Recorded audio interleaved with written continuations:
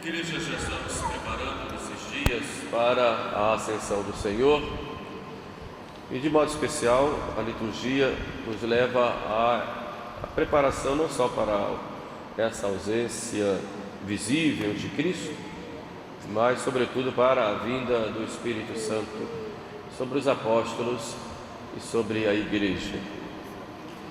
E no primeiro momento Jesus fala: é preciso que eu vá, e se eu não for, eu não vos enviarei o Espírito Paráclito, não virá a vós o Consolador.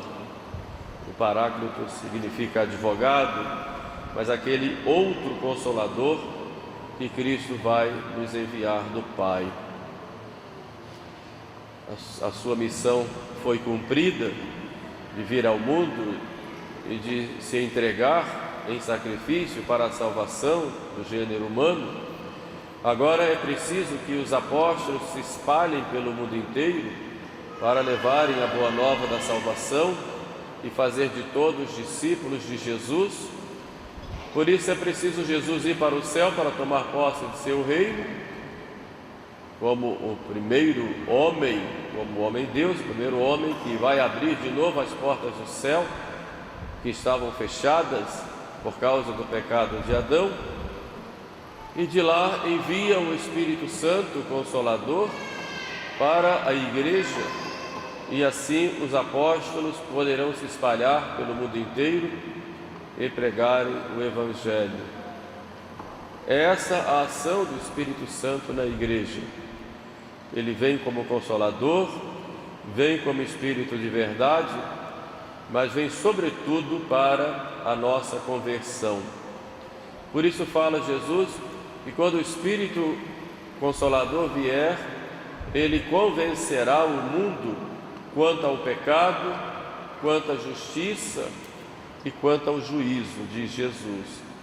Quanto ao pecado, porque não creram em mim. Quanto à justiça, porque eu vou para o Pai e já não me vereis. E quanto ao juízo, porque o espírito deste mundo, o demônio, já foi julgado. Quanto ao pecado, porque não creram em mim. E todo pecado, ele sempre parte e leva à falta de fé na pessoa de Jesus Cristo. É claro que Jesus ali se refere de modo especial àqueles que o rejeitaram, os judeus, que rejeitaram o Messias e não creram em sua palavra, não creram nele.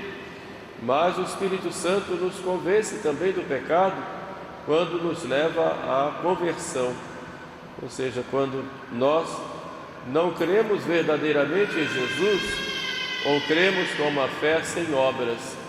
E é o Espírito Santo que age para converter as almas.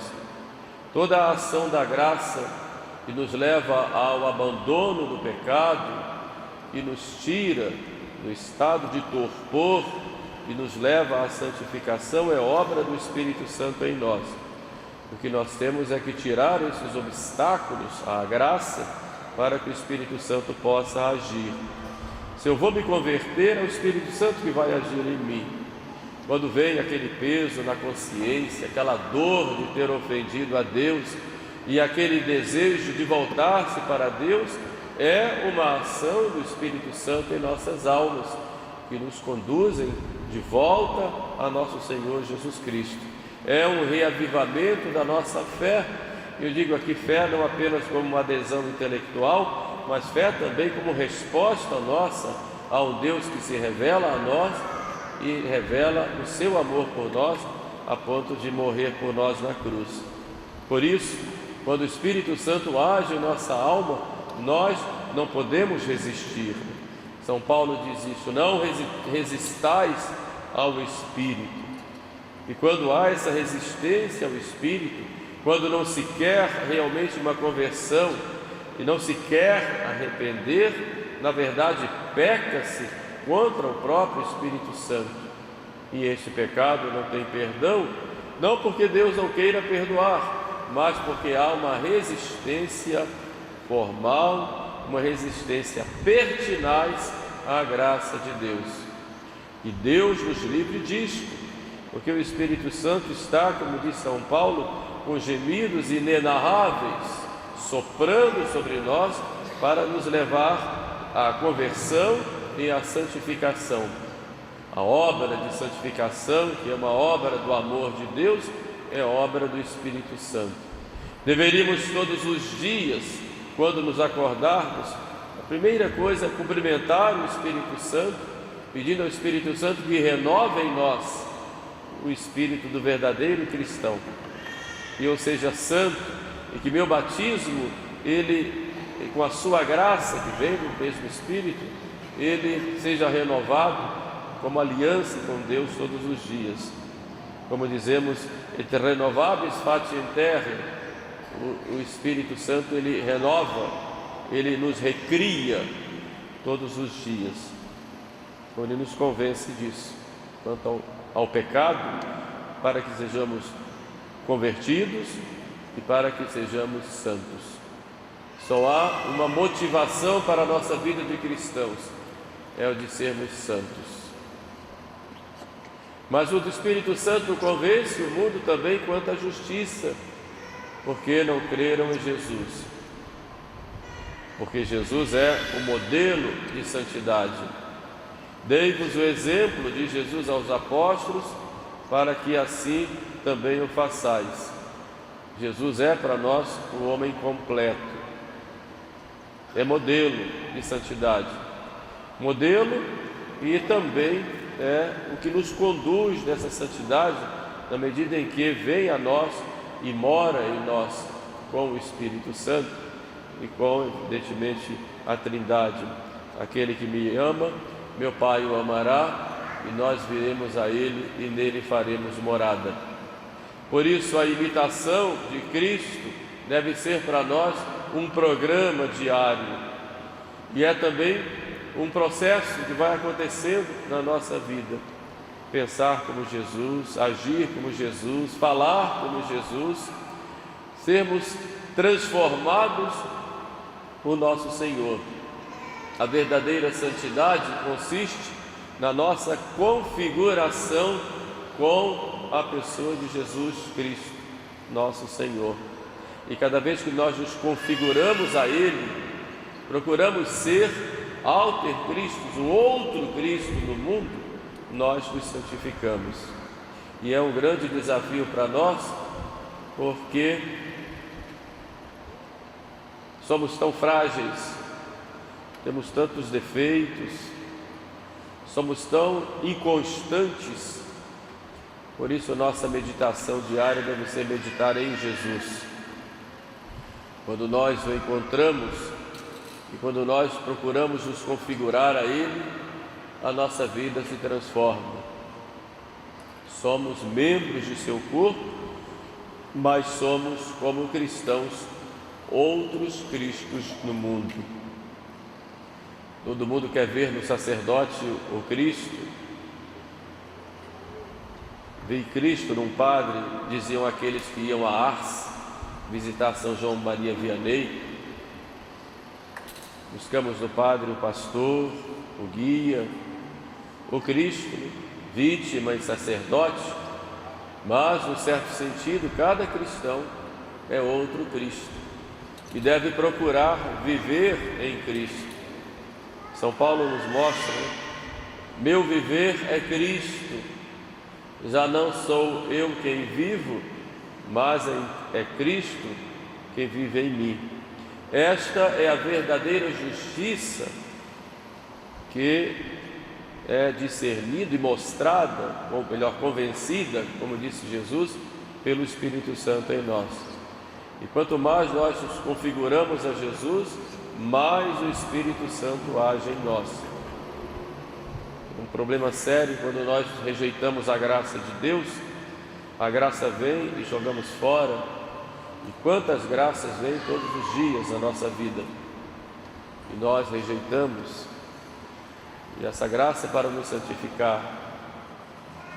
Não rejeitemos essa moção da graça do Espírito Santo em nós, e assim como formou Jesus no ventre de Maria, Ele forma Jesus em cada um de nós. Mas Jesus diz no final: também convencerá o mundo contra o pecado, contra a justiça e contra o juízo. Quanto ao juízo, porque o príncipe deste mundo já foi julgado. E o príncipe deste mundo aí é o diabo, inimigo das nossas almas, que trabalha constantemente, como dizia São João Crisóstomo, faz mais pela nossa perdição do que nós fazemos pela nossa salvação.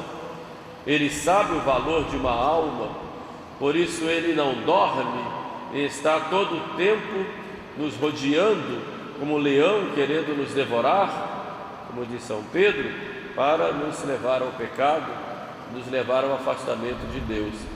Mas ele já foi julgado, ele é condenado e veio à terra por inveja de nós e por ódio a Deus. Inveja porque ele sabe que com a nossa salvação nós vamos para o céu, vamos ter a glória do céu e a felicidade que ele perdeu por causa do seu orgulho. E ódio que tem de nós porque ele tem ódio de Deus. E odiando a Deus, ele odeia a sua imagem que resplandece em cada um de nós. O demônio não tem nada de bom para dar. Ele vem para matar, dividir e destruir. Por isso devemos estar sempre atentos, em espírito de vigilância e de oração, e sobretudo com muita humildade. O que mais faz o demônio cair é a humildade do homem.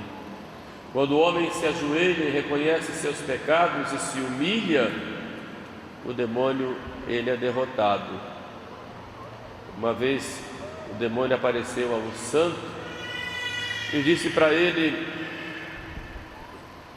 você faz muitos jejuns, nisso eu sou melhor, porque eu nunca como. Você faz muitas vigílias, nisto eu sou melhor, porque eu nunca durmo. Mas só tem uma coisa que você faz e que eu não faço, que é me humilhar.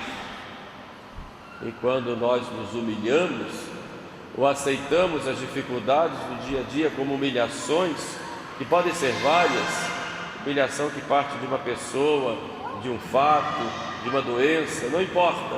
Quando nós nos humilhamos, nós derrotamos o demônio em nossa vida. Mas quando nós nos tornamos vaidosos e arrogantes, ele aí tem a vitória, embora passageira, porque ele já é um derrotado por Jesus.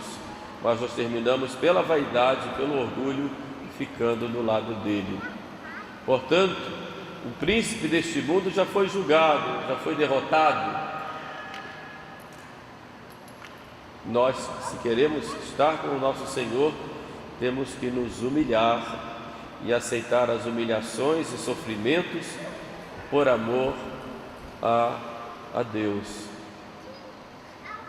Cristo se fez obediente até a morte de cruz, por isso Deus o exaltou, e essa obediência de Jesus é o remédio da humildade que Jesus nos ensina, para que possamos também vencer o demônio e na glória sermos exaltados. Confiemos na graça de Deus. Deus nos dá a graça suficiente para nós nos salvarmos e nos santificarmos. Ele está constantemente nos dando essa graça para nosso crescimento espiritual. Mas peçamos a graça de Deus sempre com humildade, sabendo que sem a graça de Deus não podemos ter sequer um bom pensamento que nos leve para a vida eterna. Daí a importância e a necessidade da vida de oração, da frequência aos sacramentos, sobretudo o sacramento da confissão, o sacramento da Eucaristia, para que possamos, com a graça de Deus, crescermos no dia a dia e alcançarmos a vida eterna. Peçamos, pois, a Nossa Senhora, a esposa do Divino Espírito Santo, e assim como ela em seu ventre trouxe Jesus, assim também ela forme em nós outros Cristos semelhantes a seu Filho. Amém.